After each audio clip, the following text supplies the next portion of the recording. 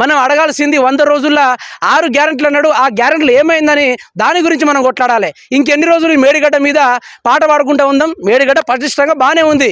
మనకు కావాల్సింది 100 రోజుల్లో 6 గ్యారెంటీలు ఎడిపోయినాయి. ఆ 100 రోజులు ఎడిపోయినాయి. రైతు బంధు ఎడిపోయింది. కాలువలోకి వచ్చే నీళ్ళు ఎడిపోయినాయి. మహిళలకు 2500 ఎడిపోయినాయి. 500 గ్యాస్ ఎడిపోయింది. ఫ్రీ బస్సులో కొట్లాట అయ్యింది.